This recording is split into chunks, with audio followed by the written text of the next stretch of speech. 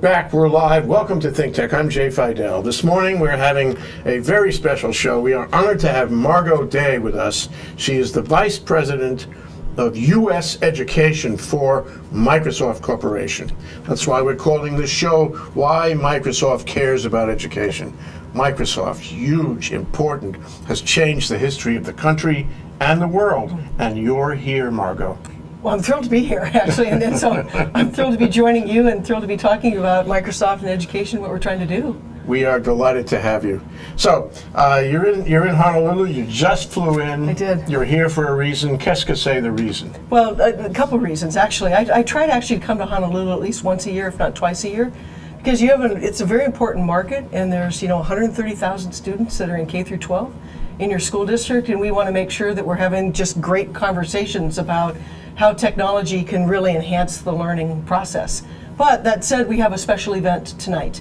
And we're doing a launch of our Youth Spark initiative here in Honolulu. It'll be at the Iolani School. And we're bringing together leaders in business, education, nonprofits, et cetera, to really talk about how can we advance education in Hawaii, and how can we come together as a group of people to really partner together to advance student outcomes and make learning just a fantastic experience. I think I love this. This is good stuff. Yeah, it's not. So you're not just talking about Microsoft or Microsoft products, but how Microsoft and Microsoft products can help education in general for those kids who are the next generation. Yeah, and even beyond that, Microsoft made a $300 million commitment a year ago, because what we wanted to do was to bridge the digital gap for 300 million students around the world. So we're a year into that commitment. We've spent $100 million, and we've reached about 100 million kids. And so part of... That's very efficient. It is, actually. No, it's the beauty of being able to operate at scale in that respect. Yeah.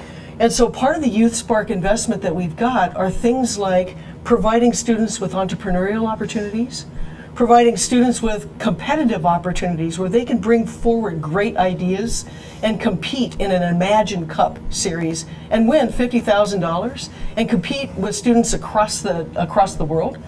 We provide our technology for developing gaming for free to every student. We even do basic digital literacy for students to really help break the digital divide. So this goes beyond just our software products. It really extends into our commitment as a company to bring all that we can to really help change the environment for the young people in the world to really accelerate into that next great job and to take our economies forward. Yes, starting with the U.S. economy. Absolutely, yeah. I'm responsible for the U.S., that's why I'm here. It's an interesting job you have. I love it. Are you into education? Is that your training? No.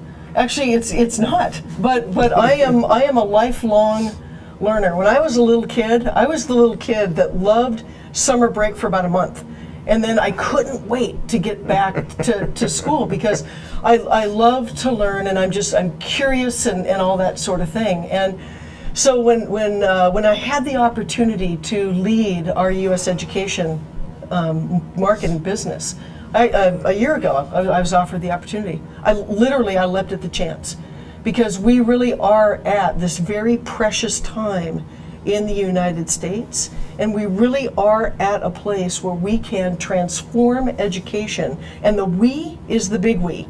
It's not Microsoft, we're a piece of the puzzle, but I fundamentally believe that we can actually transform education and make learning interesting and immersive and fun and change student outcomes and help teachers along the way. So why do you want to do this?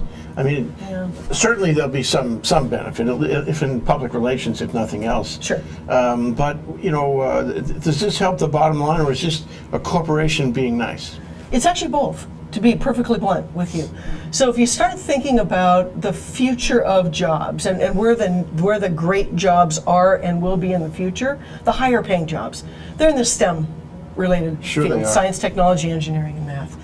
Today alone, if you just isolated Microsoft, we have 6,000 job openings in the technology disciplines that we have that we cannot fill. You have an application form with you? Well, I tell you what, it's all online and on the web, so you know all about that. Of course it is. How silly of me. Paper? Forget it. But this is happening actually in industries and in businesses across the United States. There are millions of jobs that are going unfilled today because our youth don't have the right skills. So one, we want to help fill the skills gap for ourselves and for STEM-related careers. But at the same time, we also realize that we want to be a great citizen of the United States and a great citizen of the world. And so, yeah, I mean, to Bill Gates and to the core of who Microsoft is, we've loved education since we started because it really shows it is the future potential of our country. And so if we can play a role in helping to advance that, we're all in. I remember, I was telling you before the show began, that maybe 10 years ago, when he was still acting as CEO, Bill Gates was taking tours around the country, speaking at college campuses, trying to excite people about the discipline, the subject of computer science. And around that was the need to do that because a lot of kids didn't know exactly how that would benefit them. They weren't signing up for that course, and there was a shortage. And I guess there still is a shortage. I'm not sure if it's bigger or smaller than it was, but it seems to me that if we don't do what you're doing, we'll have a bigger shortage all the time because it isn't easy. You have to be encouraged and you have to be incentivized in many ways, and that's what you're doing. You're doing it. You're doing the government's work here. Well, sorry. Well, what's also kind of interesting is we just announced, it was either yesterday or the day before. I've gotten my time zones a little bit mixed up, but we partnered with Code.org because, to your point, actually, the need for computer technologists is at its highest need, and it's only going to grow. And so there is a week, a Computer Sciences and Engineering Week, and Code.org is working to get 10 million students around the world to spend an hour of their time, it's called the Code Hour, to actually come in and learn what it really means to code. And so we've partnered with Code.org, along with others, Google, Amazon, and others, because as I mentioned, this is going to take all of us to get this done. Yes. It's not just a Microsoft initiative, but we have a very strong voice and have a deep passion for doing it. But imagine now, introducing 10 million potentially students to potentially a fantastic career in technology by just investing an hour during that first week in December. We're super pleased to be able to partner with that. You have to explain to them, the connection between learning to code, liking to code, being able to code significant projects, and the fact that they will have a great career and thus a great life. Do they understand that? Or you have to start with chapter 1 on connecting that up for them. It's all of it. It's there are some students that will just naturally know that, either because of a family member or just kind of the environment that they're around. But I'll tell you what, there's a lot of students that don't. And so, part of what we want to do is to open up and broaden the dialogue to say, here's what's possible. Because they may or may not know that it actually is possible. And so for them. Not for the third guy, but for them. Exactly. And so you have to actually deal and do all three. And so, we do that through a variety of means. One is obviously through the web and these partnerships with like Code.org. Another one is through this Youth Spark investment and all the big noise that we've made about that. And then we just released a study with IDC, which was a workforce study. And so this now gets into some of the facts, that you were talking about. Yes, and I saw some of that. Yeah. That's a remarkable study. And one of the things it found, I know there were other things, but one of the things it found as an element to a career, to a great life, is that you should know Microsoft Word. Yeah. And I absolutely agree with that. Yeah. It is the lingua franca of the business world. I was telling you that back in 1990 or so, my law firm was using Word Perfect. And we had a big meeting and a lot of contention. We got to change now. We got to go to Microsoft Word right now. It's the one. And it wasn't all that clear that it would be the long-term winner, but some of us felt that way. Yeah. And one guy said, well, you can do that, but I want you to use the Word macros to make Word look like Word Perfect. I want that function the same way. I know you can do it. And we said to him, no. we said we're going down this trail, and it was the right move, obviously. Word is the lingua franca of the business world. Yeah, and even I agree with that. But you expect me to agree, but I've been in the technology industry for 29 years actually, and so. And I've seen a lot, and this is actually one of the coolest times to be in the technology industry. But to this point, Microsoft Office, so even more broadly than just Word. So when you think about when you think about not only PowerPoint and Excel, but things like OneNote, things like Link to allow for online meetings, collaboration, whiteboarding sessions. Don't forget email. And don't forget email, exactly. Microsoft Office was actually the number 2 skill in that study. And then Word was called out separately at number, I think, 11 or 12. Oh, separately, okay. Separately, yeah. Word and PowerPoint were called out separately of the top 20 skills. Office was called out for the highest paying jobs at number 2. And then Word and PowerPoint were called out separately also in that list of top 20. It's amazing that these are very sophisticated programs. Yeah. But if you take that is the number, Office is the number 2 skill on the list in the study. Yeah. Say, well, okay, let me refine that one step further. If I'm good at it, then I'll be better at my job, and I'll make more money, and I'll get promotions and have a better life and all that stuff. And yet, a lot of people are fairly superficial on Office. So I hope what you're doing is part of what you're doing anyway, is to raise the bar on the level of drill down knowledge on Office. Because it seems to me that makes a big difference. It does, it's huge. And actually, here's what we did in Hawaii, here, with the Hawaii Library System. We actually signed a deal in 2011, so it's just a couple of years old, to offer something called the IT Academy, which allows for professional certifications to be delivered on Microsoft Office. And so far, we've had over 2,000 people here in the state of Hawaii take advantage of that and actually get not only the deep dive training on Office that you're describing, but also the certifications needed to be able to put it on their resume and stand up for that next great job. And this isn't necessarily teaching it or anything, it's just being a power user, getting a certification, take to an employer and say, here, I really know how to do this. Because so often you get a resume that says, I can do Office, but then you get them in the chair and it's not like what you thought. Yeah, it's true. Anyway, so you come with all this energy, all this vitality, it's bowling me over. Oh, well. How do you conduct, your trip, your engagement here on the project right now this week? Yeah, so today I'm meeting with a variety of people, including yourself, just to make sure that we are sharing what we are doing, so that people in Hawaii can choose to take advantage of what we're offering. And then tonight we have this large event that I'll be one of the keynote speakers about. And so I want to make sure that I've got this kind of combination of great public appearances, having individual meetings with key stakeholders, and the like. That's great. Yeah. That's wonderful.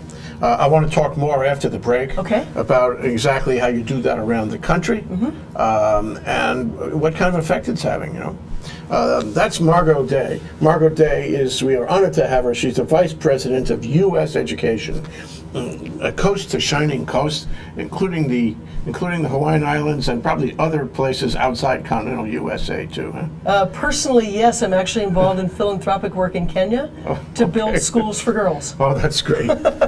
That's great. Anyway, we're talking about why Microsoft cares about education. We'll be right back after this break.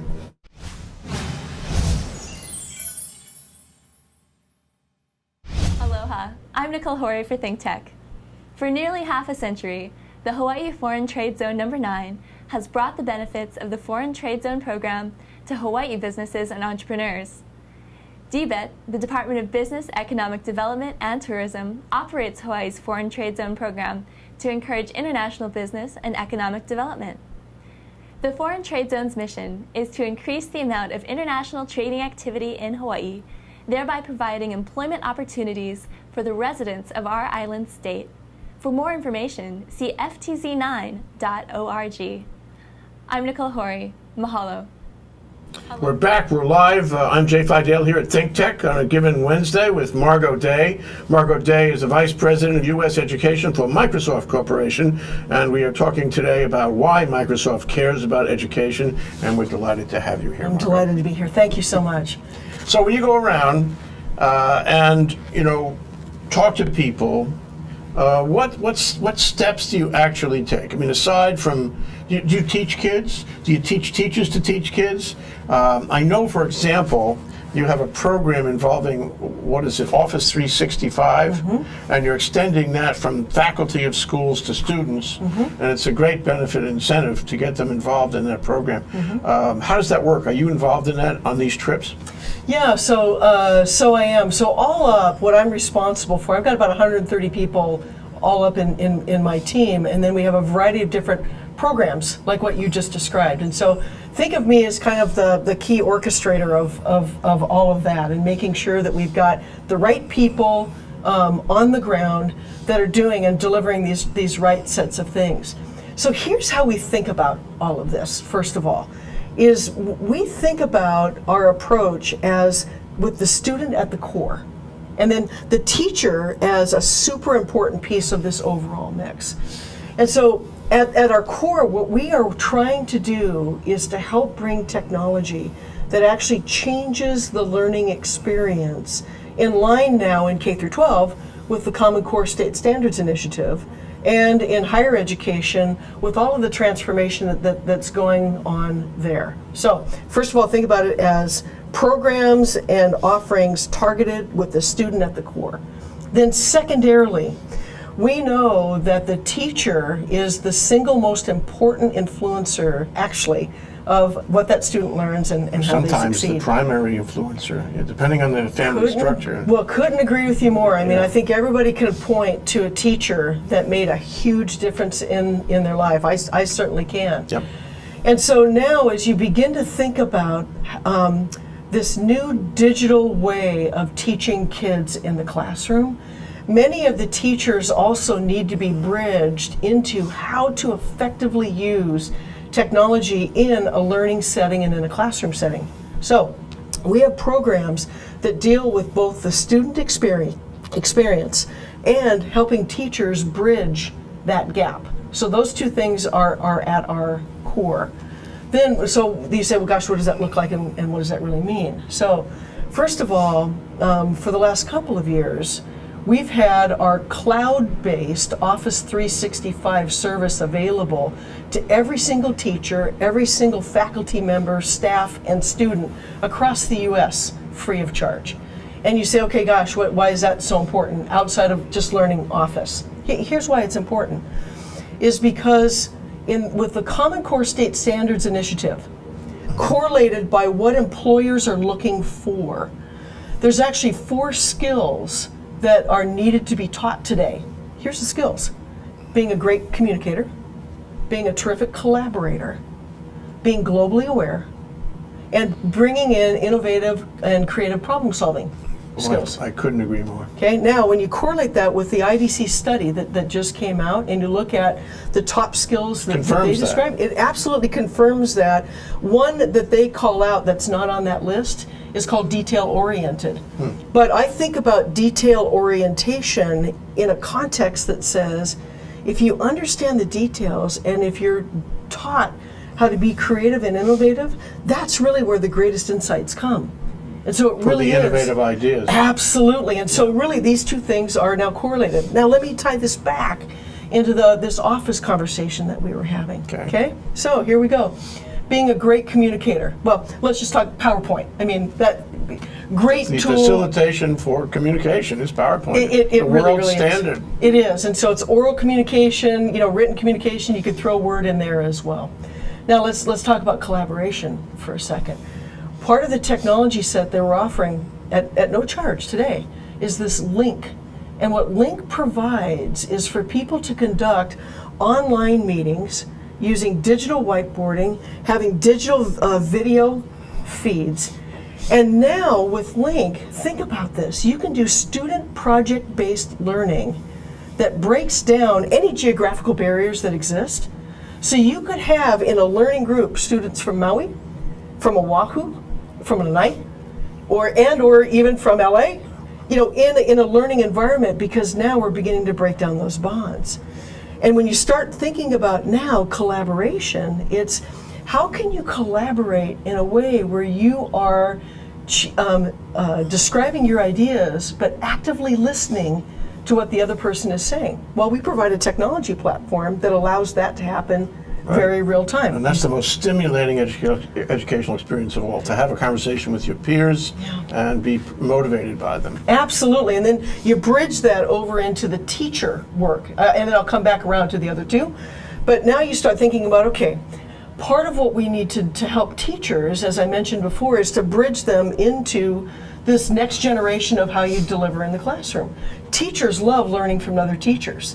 It's why people flock to conferences, so they can talk with one another, yeah? And so now we have a way with this technology platform for teachers to flock to one another. Even without a physical conference. Home run. So great collaboration. Now, span that into being globally aware. Well, one is already with Link, we talked about how you can involve people from multiple geographies. And so now you also begin to get exposed to different cultures and different ways of thinking, depending on the wideness or the narrowness of your network.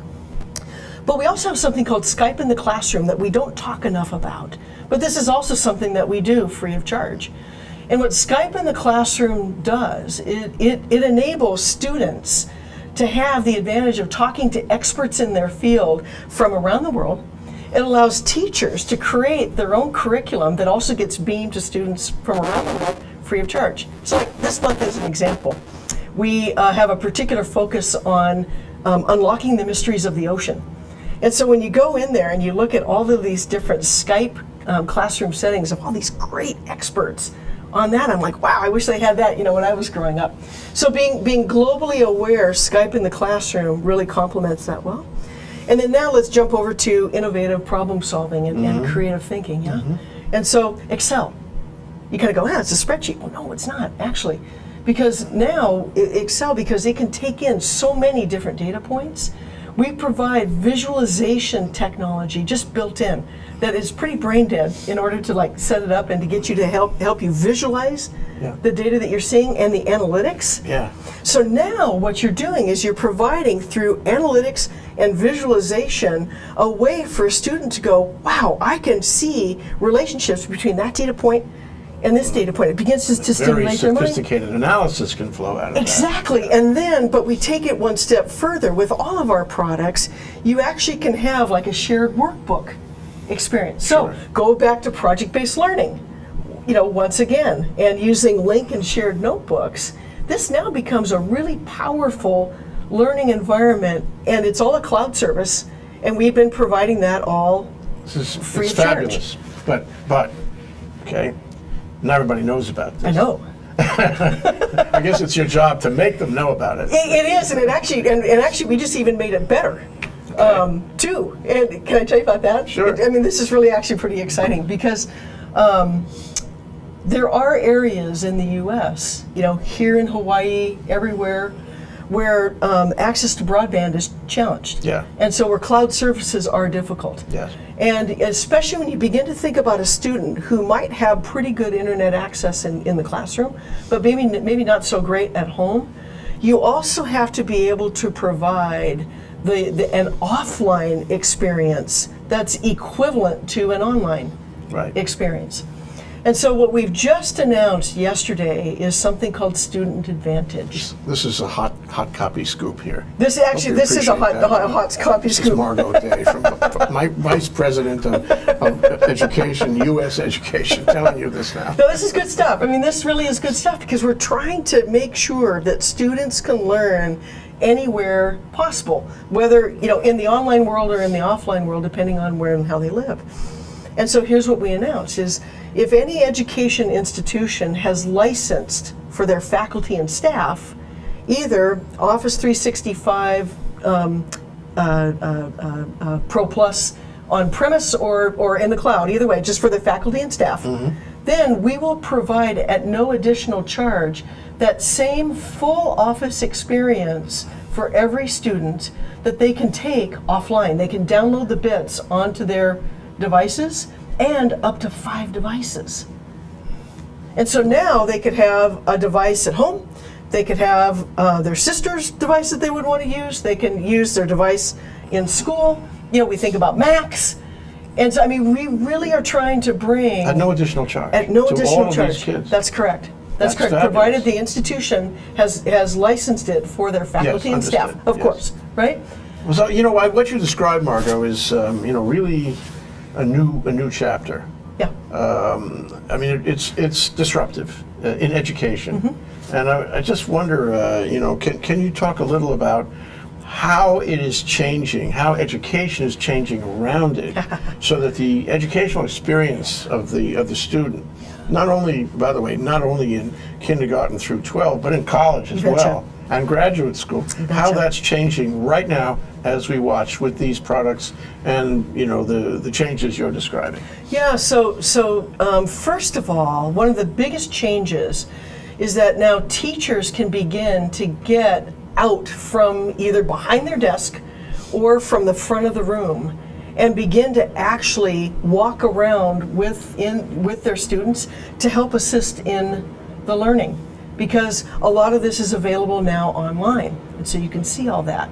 Plus, when you begin to really now correlate the devices that are coming into the classroom, whether it's a tablet or a laptop or a convertible or whatever it is, now that device, because you can have a shared experience between the teacher's device and the student's device. As the teacher's walking around, she can see what the student's working on, or he or she, on their laptop or tablet, and come by and find out, gosh, are you having trouble? Or it would be very easy for a teacher to kind of look around and assess the students and say, gosh, is one of those students actually struggling? Can you?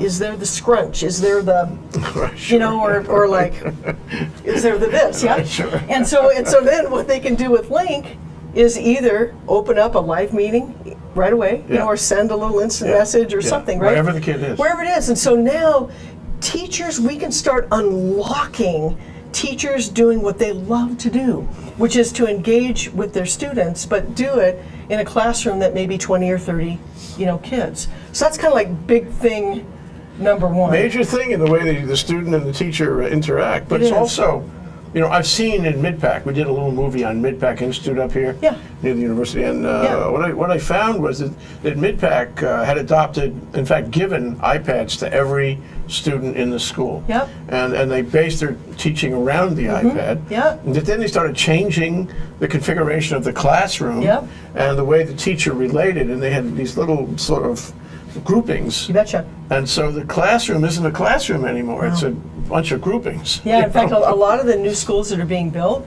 without walls. Yes. Or with very few walls. Yes. And much more kind of this collaborative, assembled desks, chairs, this way, be able to have either, you know, interactive monitors or even TVs now, so you can bring in an expert who may or may not be there. Because that's the other change that's happening here.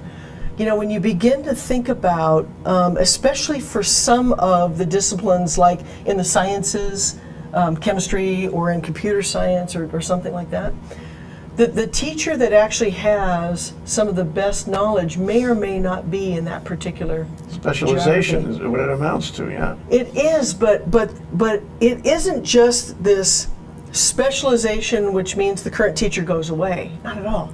It actually becomes more of a hybrid environment where the specialist complements the relationships and what the teacher is already doing in the classroom, but is being used to bring their subject matter expertise in. So via Skype, via Link, you can do all of that right now today. Yeah. And that's all happening right now. And the teacher, the regular teacher, acts as a kind of facilitator, a communicator, sort of a host, if you will, You bet. for the Facilitator. expert who's far away. Yeah, You know? and it's the same thing in the learning environment, because now what you can start to do is, rather than having the teacher kind of be on the stage, or, you know, being like, I'm going to just impart you know, this, what I'm doing, the teacher now can become both a knowledge expert and a facilitator of group learning and collaboration amongst students to help them come to the learning themselves. Yes. As opposed to being told. Yes. what And the learning should be. This really powerful. changes the way the teacher does. sees it and is involved in it. It does. When I went to that Mid-Pac Institute program, Yeah. there was a phone ringing. Oh, somebody was ringing our Skype. Ah, maybe that was it. Maybe they wanted to dial in and ask a question. I think so. Anyway, when I went to that Mid-Pac, I found that teachers were completely excited about this. I mean, they couldn't stop telling me about it. This was the biggest thing that had ever happened in their teaching career. They were having the best time of their lives with these kids, and you could see it in their faces. Yeah, one of the things that we're investing in, so you asked me kind of like, what do you do for a living? What does your job really, comprise? We actually invest a huge amount of money in teacher professional development to actually help. So this experience that you described, it's a precious one. It's really a great one, but it isn't happening fast enough across the United States, right? And so part of what we're bringing to the table here is a $250 million investment, $250 million over the next 5 years, on top of a $500 million investment we made in the previous 10. On teacher professional development. And the teacher professional development, to be able to teach in these kinds of scenarios, it needs to go well beyond, here's your device, here's how you use your device, blah, blah. Here's how you use the software. But that's part of it, right? And so we do basic digital literacy, and we do professional development on Office and how you use Windows in the classroom and all that kind of thing. But we extend it even further, where we've based our training on a UNESCO framework that has 4 pillars to it. And the last pillar is, how do you really bring innovation into the classroom, which is what precisely you're describing. But you've got to make sure that the teacher is well skilled in all dimensions in order to make this come open and come alive. And so we roll this out not only in training that we do in person. In fact, we've done quite a bit of it here on Oahu with teachers here already. But we also have a network. It's called Partners in Learning, and we have well over 1 million teachers from around the world in this network. Home run. Not only can they talk to each other, but when you begin to think about best practice sharing, and when you begin to think about also curating content for classrooms, then now teachers can share their content on what they've developed that other teachers can just pick up and use. Fantastic. I mean, we're in a new world, and this is a clear indication of it. We're with Margo Day, Vice President of U.S. Education for Microsoft Corporation. We're talking about why Microsoft cares about education. We're going to take a short break, and we'll be right back. Hi, I'm Steve Petranek, editor of Hawaii Business Magazine, and I'm going to be part of Newsmorphosis 3, a look at online news in Hawaii. And along with me there will be Patty Epler of Civil Beat and HuffPost Hawaii, Malia Zimmerman of Hawaii Reporter, Jared Kuroiwa of KHON, and moderating us all is Howard Dykes of Hawaii News Now. If you want to know how Hawaii it gets its news now and will be getting it in the future, you need to be at Newsmorphosis 3. That's at 11:30 on October 24th at the Plaza Club. See you then. Aloha, I'm Maria Kashem of ThinkTech Hawaii, and I want to tell you about our ThinkTech talk shows. If you didn't know it, ThinkTech streams video and audio for all of its shows live on the internet from 2 to 5 p.m. every weekday afternoon, and we replay them all night long on Ustream.tv. Visit ThinkTechHawaii.com for our live stream and YouTube links. Raise your awareness on ThinkTech. I'm Maria Kashem, and I'll see you there. We're back, we're live, we're at ThinkTech on a Wednesday morning talking about why Microsoft cares about education with Margo Day, visiting Vice President of U.S. Education for Microsoft. We are delighted to have her here. And as we left it before the break, we were exploring this new kind of collaborative system that you're working on, that you're trying to raise all boats about, which is a really important thing for the society here. I mean, the society, everything in this country, and for that matter in the world.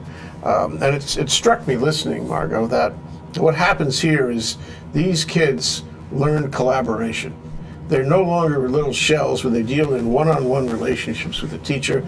They teach each other. They all teach each other. It's fabulous. It's heaven on earth, but it's going to be better yet. Yeah. And so it strikes me that this collaborative experience they have in school with these products and these new concepts of education take them directly into collaboration in business. It's true. And even when you think about, so then people become just natural collaborators because that's what they've grown up with. And so already you're changing habits and just styles and that sort of thing. But part of being a great collaborator is also learning how to effectively communicate and not put the other guy on the defensive. Sure. And so you learn word choice. As an example. Every word has an emotional charge to it. It absolutely does. And so, if you can actually, if you think about just what's happening in our country right now, if we all could choose maybe different word choices, maybe we actually would get a little bit further beyond. You hear that, Washington? It's true. Absolutely. Yeah. Well, I wanted to evaluate with you, the challenges. Yeah. Usually in the third block of our shows, we talk about the challenges. Yeah. And, I'd like to know your challenges. I'd like to know the challenges of this whole initiative and how we are dealing with them and going to deal with them and get by them and reach the goals we want to reach. Yeah. So there's a lot of challenges, and maybe I can break them down into a few. First of all, in K through 12, and even in higher education, you mentioned it before, there's this big move towards let's bring devices into the classroom. You mentioned somebody rolling out a bunch of iPads and stuff like that. And one of the biggest challenges and how we want to change the conversation because we think it's a productive way to change the conversation. Let's not think about dumping technology into classrooms for the sake of putting technology into the classrooms. We tried that in the 2000s and it didn't work, yeah? And so instead, let's first of all focus on the learning experience and then say, gosh, what really is the right device or set of devices that then will help enable all of that? Mm-hmm. And so the first challenge is to change the conversation, to say it's actually not about the device, but then come back and say, but actually the device does matter. So I'll give you a couple of examples, right? So when you think about the learning environment, now we've talked a lot about collaboration, but let's also talk about the way that kids learn. Kids learn, and adults learn too, by being able to create for themselves. And so whether it's taking notes, whether it's doing homework, whether it's assembling projects, if you're a second grader or if you're a 10th grader or if you're a senior, it doesn't matter. You need to have and be able to create. And so there's a lot of devices out there right now that actually don't allow you to fully create. The iPad is a great example of that. It's a consumption device. It's a consumer device. And great, it has a virtual keyboard, but that takes up so much of the real estate. The learning environment, you can't even see what you're trying to learn. And so, we believe that actually digital inking is actually very, very important. Just to say digital inking. Yeah, what is that? Literally to have a pen where you can write and take notes in your note taking. And it translates that into text. Yeah, and combine it with your typing or with your touch and your drawing. Same, yeah. It's all the same, but it's all involved in the creative process. Yeah. There's actually a great book that's been released this spring called The Future of Digital Interfaces, I think is what it's called. You can find it on Amazon. This is a big, important subject. It's a big, important subject, right? And so what this author found was actually the learning environment itself, the learning experience, increases 9 to 38% just by being able to write and digitally ink, right? And so first of all, the device, it shouldn't be about the device, but the device does matter. Because what you want is a device that allows a student to be able to create in whatever way he or she is most comfortable, and chances are it's multiple ways.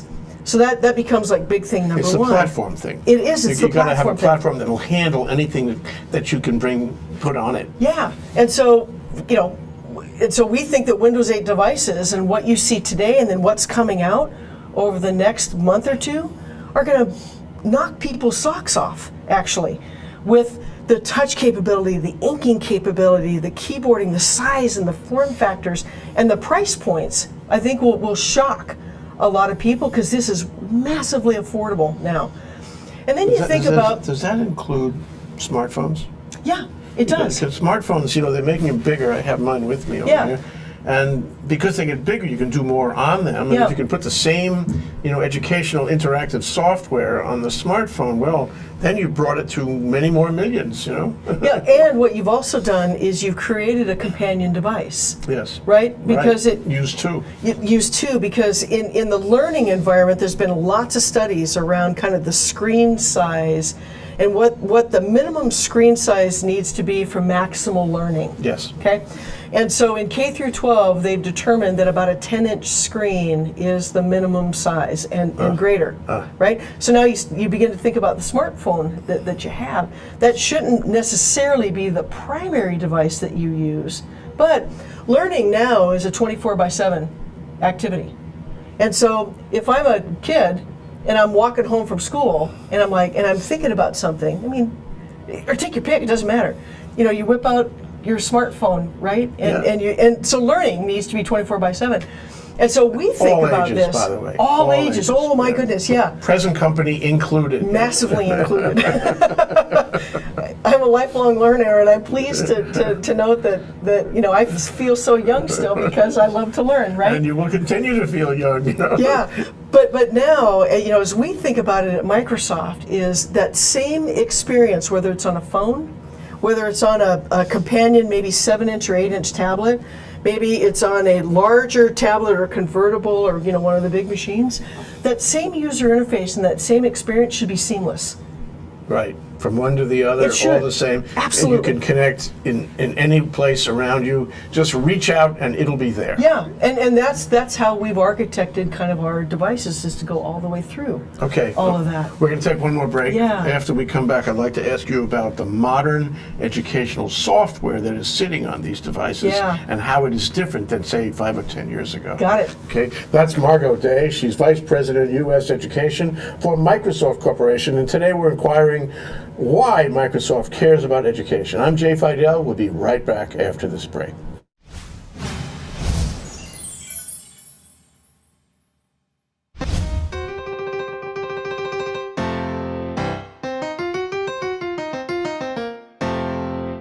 I'm Bill Spencer, President of the Hawaii Venture Capital Association.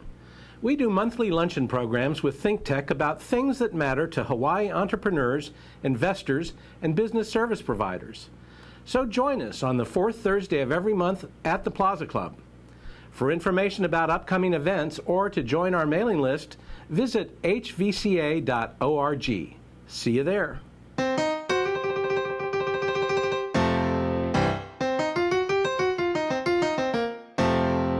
We're back, we're live, and we're having a grand time exploring, the future of society with Margo Day. She is the Vice President of U.S. Education, which is one interesting title, and completely committed to it. We're talking about why Microsoft cares about education.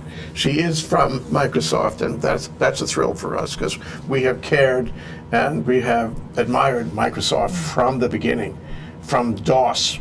Well, thank you for your care and admiration, and then thank you for all that you've done to help support what we're trying to accomplish. We'll continue to do that. But I wanted to ask you about, the software. I remember 10, 15 years ago, the University Outreach Colleges called Pacific New Media had a speaker come in by the name of Lisa Lopuck. It sticks in my brain because she was very good. And she showed us how you build educational software. It was sort of like interactive PowerPoint, which I guess PowerPoint right now is interactive all by itself. It is. But the whole thing about, presenting information and then questions and then confirming that you learned it and you can answer the questions, that is really old hat. I mean, it's a core point, but it's old hat, and I'm sure that software for educational purposes has gone way beyond that. Tell us what it's like these days. Yeah, it actually has and it hasn't, in a funny sort of way. Okay. So on the broad scale, because there hasn't been a standardized curriculum or approach up until the Common Core now, you've had all these varying standards, and so still there's been this huge reliance on digital textbooks, and then some of the things that you're describing.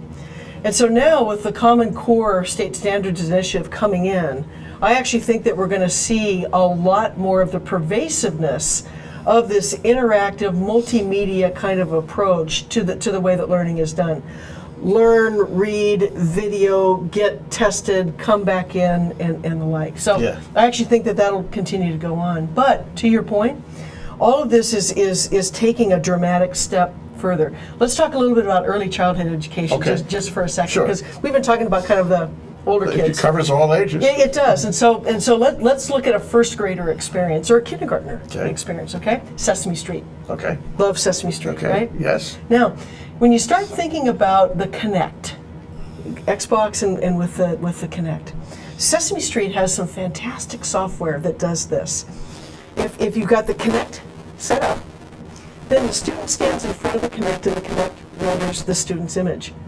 In the Sesame Street software, there's a Sesame Street character that is trying to teach a mirror, which is the other character, what colors are like, how to count, stuff like that. Now, because you're using the Kinect, the student's image is now put into the mirror. So now, literally, He's an avatar in the program. That's correct, but he or she sees their own image. Oh, gee whiz. And so then it gets even cooler, right? And so then, as an example, let's say you're talking about what the color purple looks like, just as, as an example. Talking about the color purple. So the child's clothing in the mirror changes to purple. I mean, so it's these new kinds of really interesting, immersive experiences that are starting to come in that put students at the center. And the avatar is a great learning environment, but it's a little bit disconnected, because it's kind of this character that's there. Right. Yeah. Third person. yeah. Absolutely. So Yeah. now let's start thinking about actually inserting the student, old or young. It really doesn't matter, and start to insert that student in an environment where the student is working with other people. It takes kind of this whole concept of online gaming to the next level. Yeah. And then that's the next piece in learning as well. They call it the gamification of education. Oh, wow, interesting. Yeah, so this And is it's sort interesting. of like that purple thing, because the thing is changing in front of you. Yeah. It's engaging with you. It's giving you surprise and delight. It is, but this takes it now to the next level. Okay. Okay. So now think about playing a game, Okay. a hard game. Okay. Okay. Okay. What do you do when you're playing a hard game? At least if it's me, you fail a lot. You take risks in order to get to the next level, but you learn actually through the risk taking and the failure to get to the next level. It's through that process. Entrepreneurship. It is. And so now take that same concept into education. Yeah. Okay? Up until this point, we've been teaching to a test. We've been teaching to help kids succeed in a test, as opposed to teaching kids how to innovative and creative problem solving, and teaching kids how to take all this gaming skills that they know, but apply it now into classroom learning so that they're presented with a very difficult problem and they're actually rewarded through their failures and risk taking until they finally find the answer to then get a badge to move forward. So it now you start thinking about, one, the gamification of education and bringing in these new paradigms of learning that way. Yeah. But then at the same time, you think, okay, that actually could then be applied to business simulations or any simulation that's in. So gamification then moves and morphs into a simulated learning environment where the software is there to augment the experience, but the classroom experience, kind of like what we were talking about before, Yeah. becomes this collaborative laboratory. Yeah. And you can do that with third graders, you can do it with college. So you have a seamless sense of collaboration and problem solving that takes him into the real world. Exactly. Now let me take you to one step further. Okay, we talked about these modern skills that up front. And the study. The study, yeah. Yeah. Collaboration and being a great communicator and we're in an innovative office. and office, yeah, but innovative problem-solving skills and stuff like that. Yeah.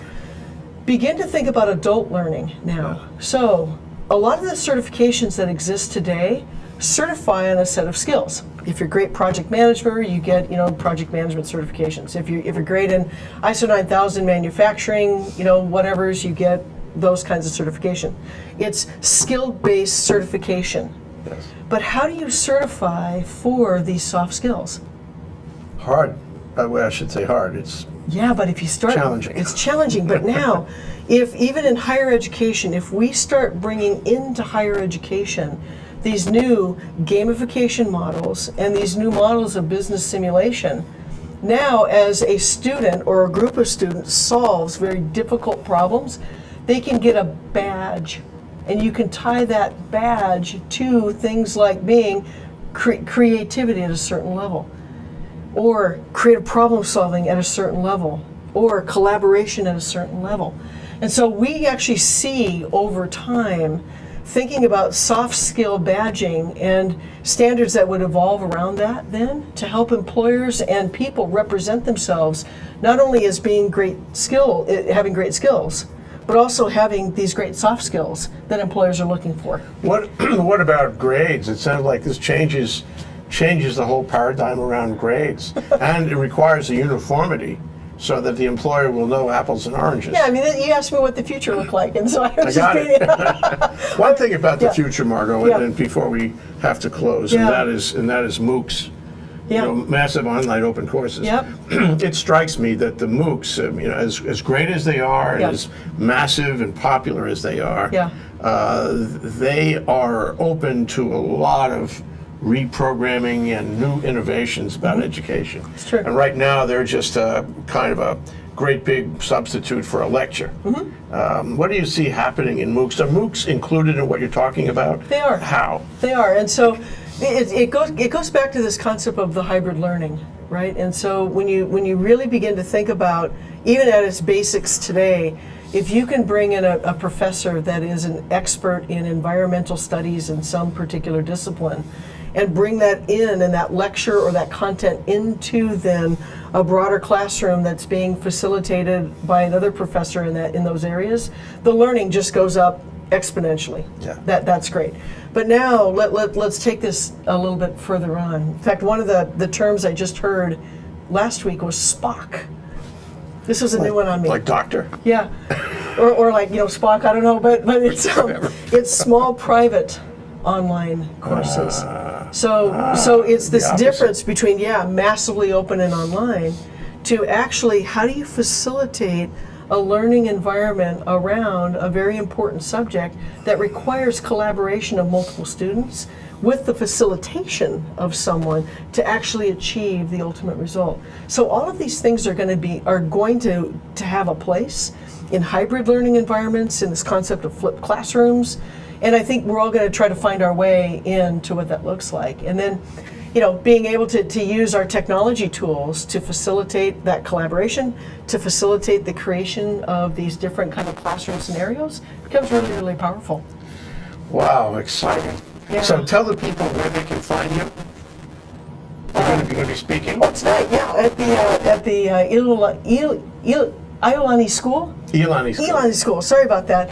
At 5 o'clock to 7:30. I'll be there tonight. Okay, and where can they read up on these things that Yeah. Microsoft is doing? Yeah, www.microsoft.com/education, and it's all there and available. And one last question. Yeah. Why Hawaii?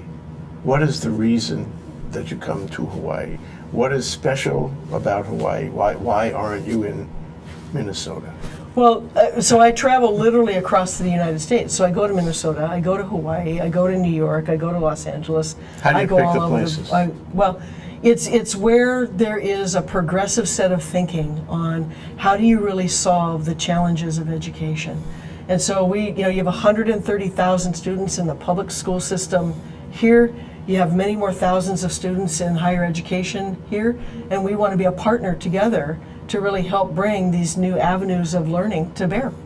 So you consider love Hawaii. Hawaii fertile ground? We do. A place you can partner with, a Yeah. place that you can achieve these things with, and that's a compliment to Yeah, us. in the spirit of humility and the spirit of partnership, yes. Yeah. What a good corporate citizen. Yeah, thank you. Thank you, Margo. Thank you so much, Jay. Great to talk to you. It's a real pleasure, Very thanks. exciting. I'm going to have to go educate myself now. That's Margo Day. She's Vice President of U.S. Education. We've been talking today about why Microsoft cares about education. Thanks to Jim Takatsuka of Microsoft and Scott Kenny, who helped put this program together. Thank you, guys. Thanks, guys. Thank you, Margo. Thank you so much, Aloha. Jay. Have Aloha. a great trip. I will. Thank you.